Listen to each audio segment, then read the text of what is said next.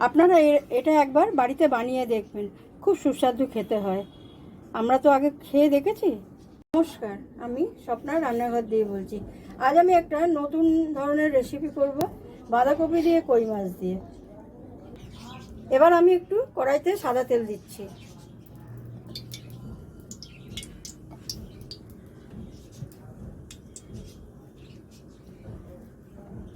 এবার কড়াইতে আমি একটু নুন দিয়েছি। নুনটা দিলে কি হয়, আমরা যে মাছটা মাখিয়ে রেখেছি হলুদ আর নুন দিয়ে, সেটা কড়াতে আটকাবে না। যে নুন দিয়ে হলুদ দিয়ে মাখিয়ে রেখেছিলাম মাছটা, সেটা এবার আমি কড়াতে দেব।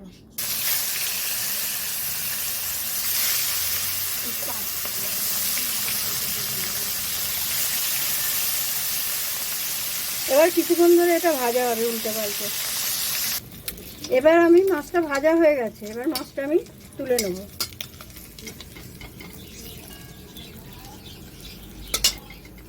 এবার আমি আলুটা ভাজার জন্য তেলে দিচ্ছি।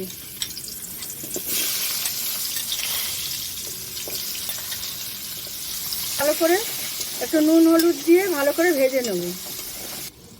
এবার আমি ভাজার সময় একটু নুন,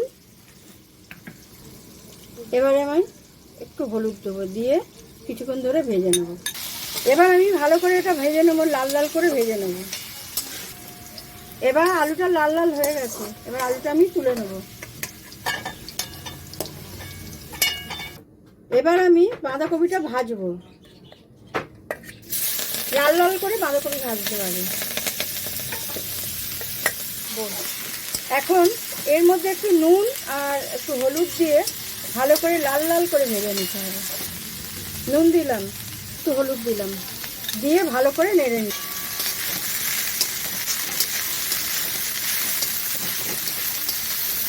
এটা ভালো করে একটু লাল হবে, লাল লাল হয়ে গেছে। এবার এটা আমি তুলে নেব।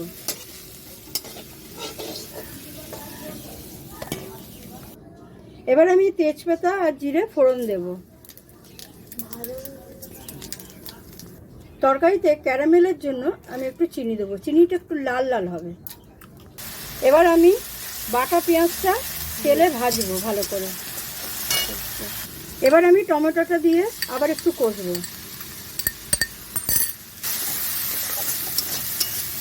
এবার আমি আদা রসুনের যে পেস্টটা আছে পুরোটাই দিয়ে দেবো,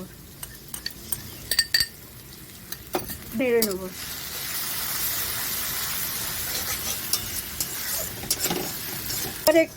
এবার এটা একটু ভালো করে ভাজা হবে।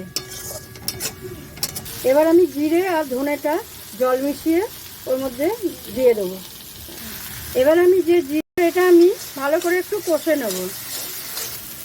এবার আমি এই কাশ্মীরি লঙ্কা গুঁড়োর মধ্যে একটু জল দেবো, দিয়ে ওটাকে কড়াতে দেবো, দিয়ে ভালো করে নাড়বো।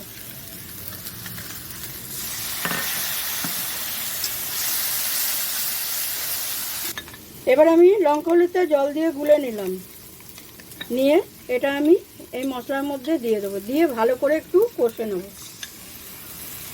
মিক্সটা ভালো করে স্বাদ মতন এতে নুনটা দিয়ে দেবো। যে আলুগুলো আমি ভেজে রেখেছিলাম সেই আলুগুলো এবার এর মধ্যে দিয়ে দেবো, দিয়ে ভালো করে কষে নেব। এবার এটাকে ভালো করে কষে নেব। মশলাটা কষা হয়ে গেছে, এবার যে বাঁধাকপিটা ভেজে রেখেছিলাম সেটা আমি দিয়ে দেবো। যে বাঁধাকপিটা এবার দিয়েছিলাম ওটা এবার মোটামুটি হয়ে গেছে। এবার যে মাছগুলো ভেজে রেখেছিলাম সেই মাছগুলো এবার আমি দিয়ে দেবো। মাছগুলো দিয়ে দিচ্ছি সব।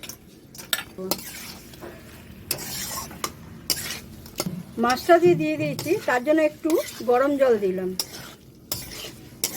সামান্য একটু গরম জল দিচ্ছি। একটা করে নাড়িয়ে চাপা দিয়ে দেবো একটু কিছুক্ষণের জন্য। এটা হয়ে গেছে, এতে আমি একটু গরম মশলা দিয়ে দেবো, আর একটু নাড়িয়ে নেব। এরপরে আমি এটাতে ঘি দেবো, 1 চামচ ঘি। বেশি দেওয়া যায়, জানেনই তো, যেরকম গুড় দেবে সেরকম মিষ্টি হবে। ঘিটা দিলে একটু গন্ধটাও ভালো হয়, স্বাদটাও ভালো হয়। এটা এবার এই রেসিপিটা আপনারা একবার বাড়িতে করে দেখবেন, খুব সুন্দর খেতে হয়। আমরা করে দেখেছি। যাই হোক, আর আপনারা লাইক করবেন, সাবস্ক্রাইব করবেন, শেয়ার করবেন এবং পাশে থাকবেন।